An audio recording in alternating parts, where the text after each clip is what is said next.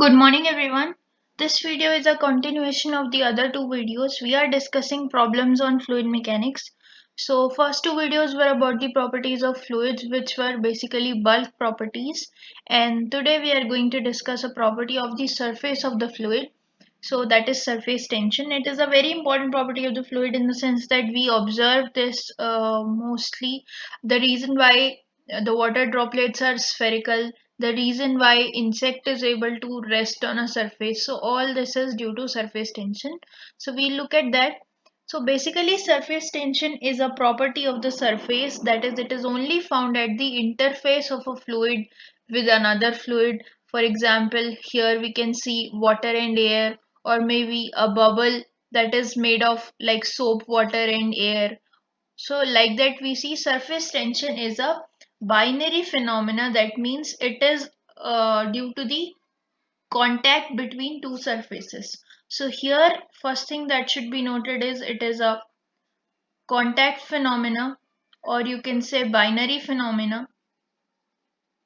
So basically what happens, the molecules which are present at the surface, they experience some tension force. So as the definition says, as the term itself is about that it is occurring at the surface of the fluid and there is something to do with the tension force or tensile force. So what happens, suppose I take a container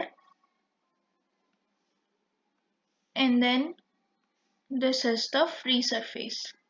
So free surface is nothing but that layer of the liquid which is in contact with the air. So this is the free surface. Basically, liquids can attain free surfaces, but gases cannot.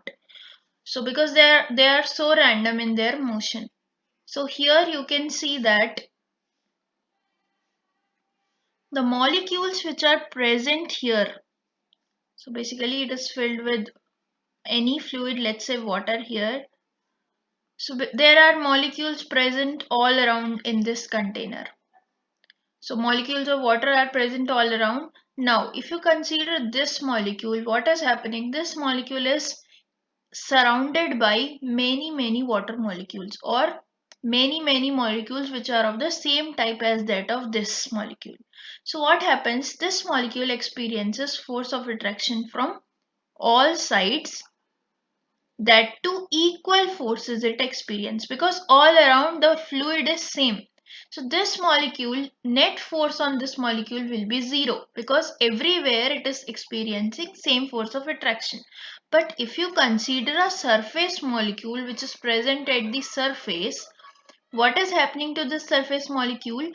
On the top of it, it is air, which is also a fluid, but the force which the air will be exerting on this molecule will not be as that of the force which is exerted by this water surrounded.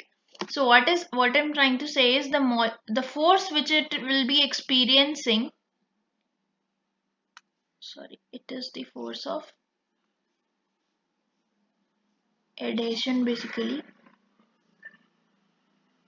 So it is an attraction force. So basically in this direction it will be experiencing the force by the surrounded molecules. Means surrounded molecules will be trying to put this much force on this molecule, whereas air will also try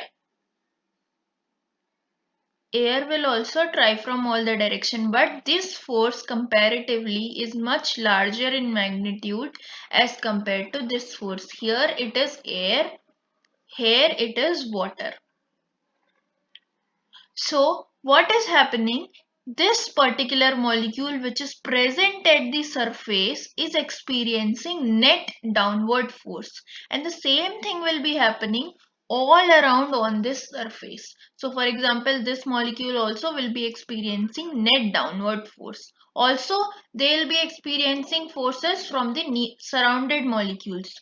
So like that, what will happen on the surface? We will observe that due to this net downward force, the whole surface will behave as an stretched membrane. So what happens is this particular force due to which the surface is behaving like a stretched membrane, this force is called surface tension, and this force is acting per unit length. How per unit length? Suppose Like if I try to draw the container in 3D, it will be something like this, right?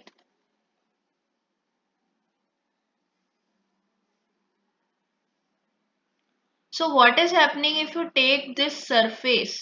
This is the surface. Same thing will be happening here. Same thing will be here. So I'll just take the surface.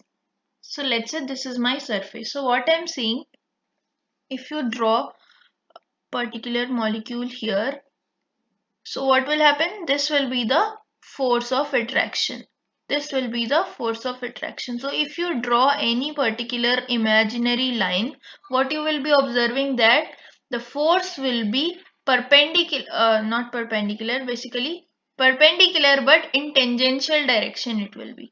So the force will be in tangential direction. That is how you are able to say that force per unit length will be the force of surface tension.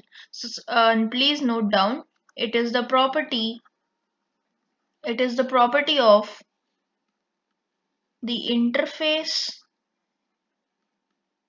of a fluid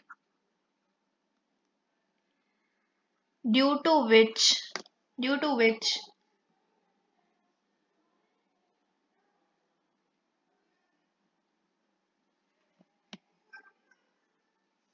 due to which it experiences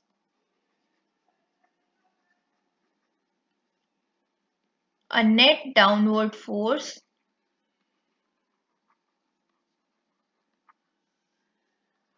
and this force is acting per unit length of the surface. So basically this is the force of surface tension. But when you look at what is it actually trying to do, so you see when whole of the surface molecules are trying to attract each other or pull each other. So basically they are trying to minimize the surface area. They are trying to decrease the surface area by pulling each other because net downward force is there and they are also attracting each other. They are also pulling, whole surface is in tension. So when they are trying to attract towards each other, they are trying to minimize the surface area. So you can write down here the tendency of this force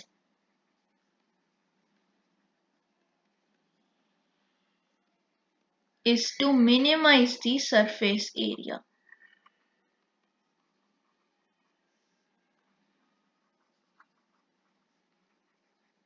So this is about surface tension and this is the reason because drops are spherical.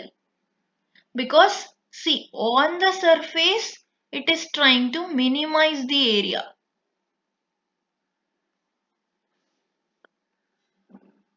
It is trying to minimize the area. If you see the surface molecules are here. So what they are trying to do is force of attraction is something like this, each molecule. Also, they are experiencing a net downward force due to which it minimizes its surface area. So this is a reason also because this whole surface is acting as a stretched membrane. It is able to support some lighter weight. For example, maybe an insect. You might have seen that insect can rest on the water surface. It can sit on the water surface. Whereas if you put any heavier object, it will not be able to because surface tension is able to take that much weight.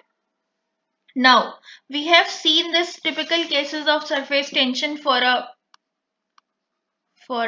droplet and for a bubble. These are the two cases that we have discussed, basically soap bubble. So what we have seen in these two cases that we are trying to find out what is the net excess pressure inside, how much it is excess as compared to outside. So that we have seen. So for a drop it is delta P, that is nothing but the excess pressure is 4 sigma by D, and here delta P is 8 sigma by D. So here one thing I forgot to mention, surface tension is denoted by, sorry, Surface tension is denoted by saying symbol sigma. And since it is force per unit length, so units will be Newton per meter. These are the units. Okay, so quickly we'll see these two expressions you can easily derive. What you can do is you just take a sphere, cut it into two halves and draw the free body diagram. So if I cut this sphere into two halves and then I see that what are the forces. So basically this is the surface. So surface tension will be acting on this surface. So what this surface tension will be trying to do? So from here it will be experiencing a pulling force because ultimate aim is to minimize the surface area. And inside pressure will be acting. This is P, pressure, and this is the force of surface tension. So you see it is acting on the surface, so you can write this into per unit length, right? So this is nothing but 2 pi r. Let's say r is the radius of this drop, and pressure will be acting on throughout the area, so it will be pi r square.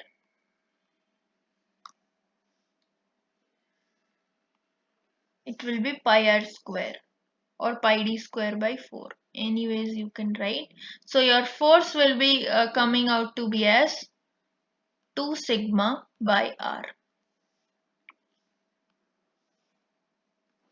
So your P, that is the pressure inside the drop, is 2 sigma by r, and this is gauge pressure. Gauge in the sense that it is how much inside value is excess of outside. It is basically the difference of inside minus outside. So like that you can prove for a bubble also. The difference between a drop and bubble is bubble has two surfaces basically. So surface tension will be acting on two surfaces.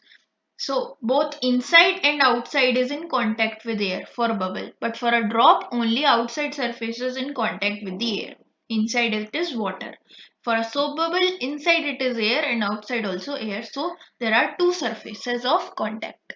So this you can prove. Now we'll quickly move to a very simple numerical based on this what you can expect. So let me take a very quick example based on this concept. So here question is find the surface tension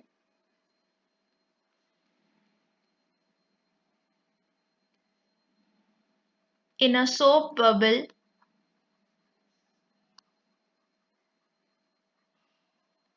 of 40 mm diameter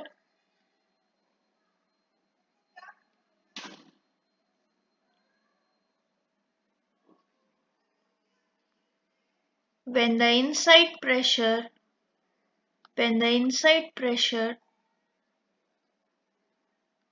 is 2.5 Pascal above the atmospheric pressure. Let me denote it by ATM. Okay. So here also we have to find out the surface tension in the soap bubble, and diameter of the soap bubble is given to you, and the inside pressure is this much excess of outside. That means if you see inside minus outside, that value is given to you as, so inside pressure in the bubble and the outside pressure, that difference is given to you 2.5 Pascal or Newton per meter square. So this is the pressure difference, and we know that for a soap bubble this pressure difference is equals to 8 sigma by d, and d is nothing but the diameter. So again diameter is 40 mm, so you can keep it in mm. So diameter is 40 mm, so I will write it as 0.040, and then when you solve it, sigma value will be coming out to be 0.0125 Newton per meter. So this is the surface tension, that per unit length this much is the force of surface tension. So here you understand the surface tension basically is due to cohesion. Basically cohesion and adhesion both are there, but we'll see that mostly it is due to cohesion.